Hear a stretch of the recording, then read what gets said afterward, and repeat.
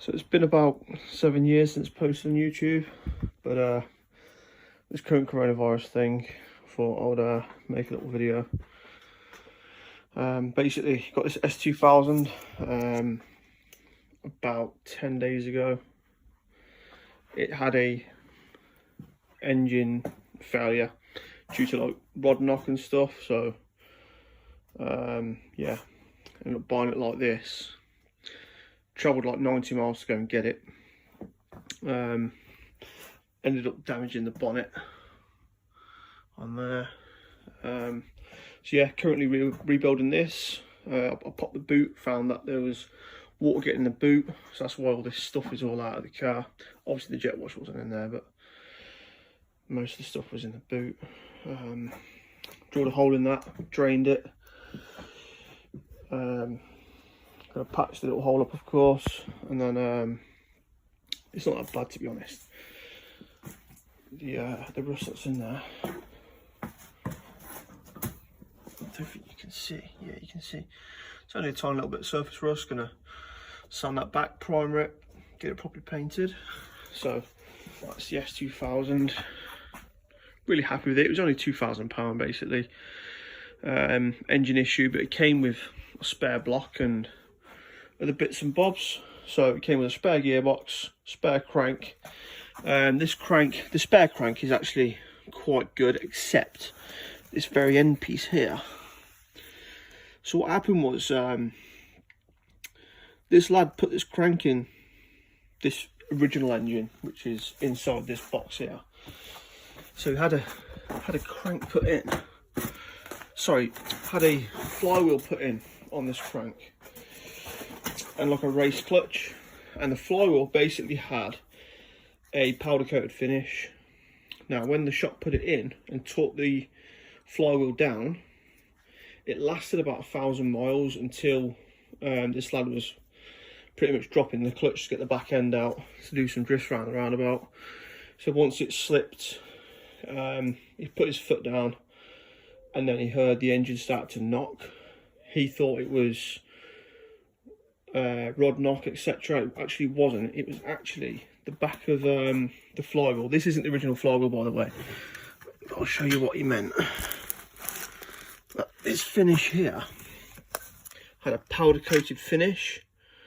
So when that paint sort of like squashed even more, I'm guessing the flywheel was unbalanced and tore up this part of the crank, as you can see. Now that is a lot of damage. So that's going to have to get rewelded, back on a lathe, rebalanced. It looks nasty, but it's not much of a big job. We'll get that sorted. The crank is actually really clean. The original crank is this one here, actually. This was the original crank that was actually in this car. This other engine is all the spare stuff. That's the spare engine. That's all the stuff that came out of the spare engine. So yeah, this original crank here, it did spin a bearing in the original car. There we go, see that? It is quite bad because you can feel all that, even through these gloves you can feel it. Not really. It's going to need a regrind. I don't really want to use a reground crank. So that's going to have to be repaired at some stage. Probably just keep it as a spare. You never know these engines.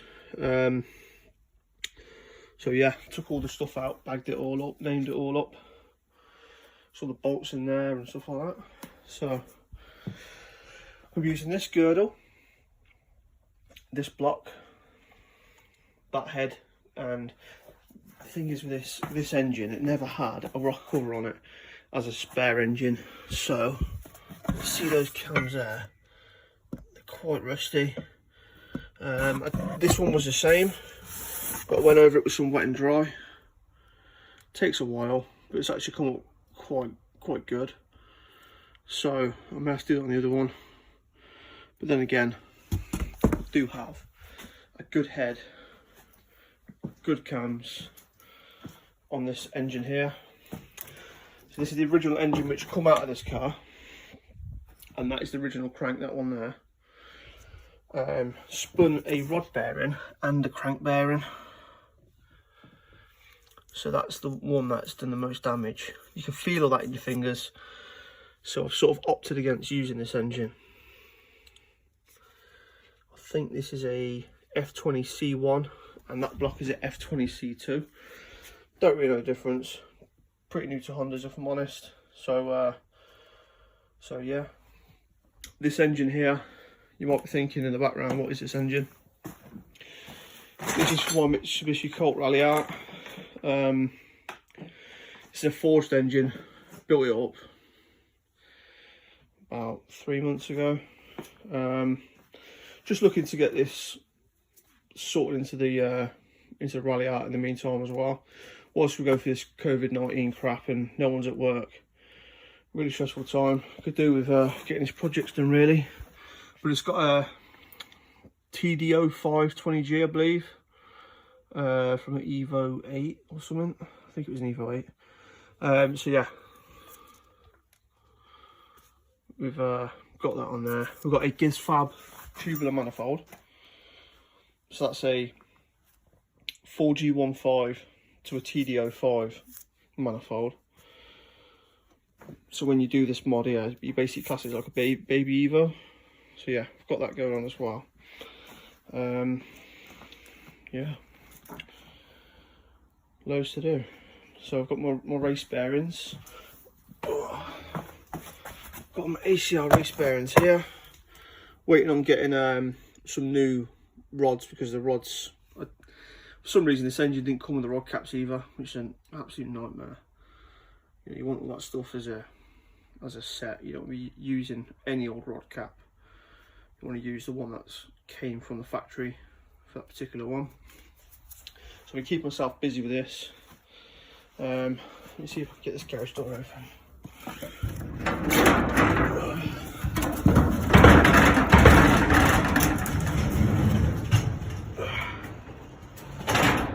So there's the ralliart. Basically been doing the suspension stuff on this. So got all the seats that I put in there, say about a month ago. Yeah, pretty stock otherwise. Aftermarket stereo seats. Basically I've been doing the suspension. Let's see if we get any Scorpion exhaust. Yeah, so I went for the Tyne Flex Z coilovers. Yeah, that's pretty much it really. More excited about the S2000 than anything else. Garage is an absolute mess. I do apologise. We'll get around to clean this up. But yeah, give you an update once all my engine parts come this week. I will get this built back up, so just so I can check all the clearances and stuff. And then I'll get round sending this crank off to get repaired. I work for a fabrication company, so we can definitely weld it up, but we just can't balance it up and stick it on a lathe and grind it back. But we'll definitely get a weld on it. So yeah, cheers for watching.